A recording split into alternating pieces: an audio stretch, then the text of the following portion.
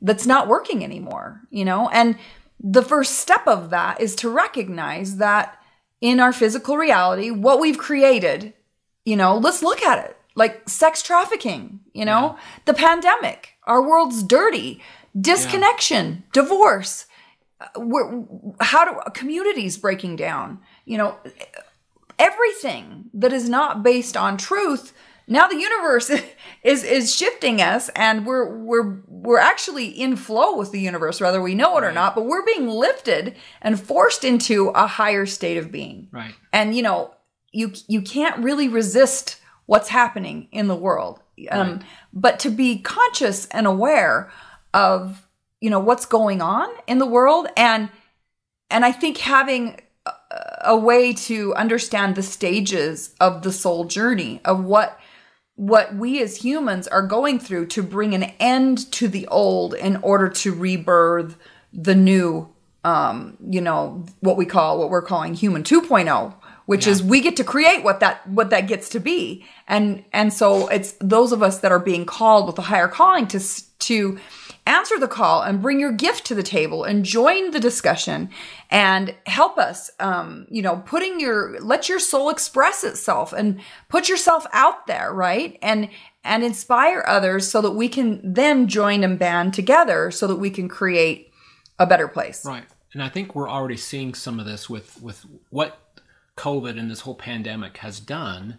Yes, it's opened to people's eyes to, they're like, we're not going to take this anymore, right? We're tired of the more game, right? Of keeping up with the Joneses and all that. All those things we're realizing, since all these people have been able to work from home remotely, they're seeing a whole new side of work-life balance, right? And it's really forcing a lot of employers to say, hey, we need to do things different now, because they've now seen that they like being able to have lunch with their kids, right? They love being able to go for a walk, you know, early at night, and they're still doing their jobs, right? So people are getting a kind of a taste of what this human 2.0 can be, and you're already seeing it in the world today. You're seeing people who are calling out, and they're like, you know, we're not going to live this way anymore. I mean, all the social justice that's going on right now, and people are being awakened. Human trafficking. I mean all these things that people are being awakened to. There's some horrible things that we've created, we've allowed. But human consciousness is actually is awakening to the fact that you know what, we're not going to live this way anymore, and there's a huge surge of people looking for a better way, right? And that's kind of where we think that our message is going to help resonate, is because that's what the being a soulful creator is all about, is creating that new human 2.0 vision for everyone. So, and you know, and the more game, we realize that the reason why everybody feels empty, you know, is because what we've been doing is looking outside for all of those answers. Right. We're not doing the intrinsic work, which is where we need to look inside. You know, quit looking outside for answers and bring that back home, because the answers really reside within us, and that's where we're going to find fulfillment and meaning. And you know, what Todd and I have talked a lot about is the soulful journey,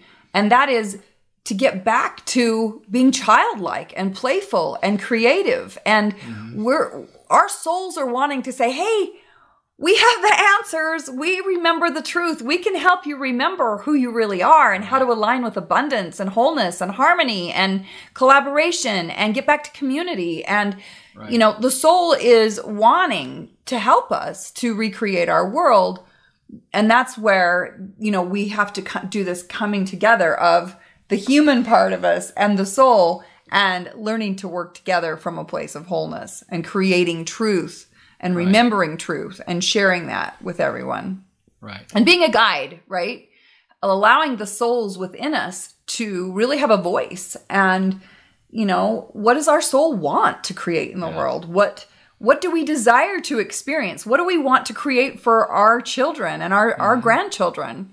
And that's up to us. We can have a say, and we're alive right now, and we can let our souls live through us and guide us and actually create a better life for ourselves and also for, you know, us as humans, you know. Yes.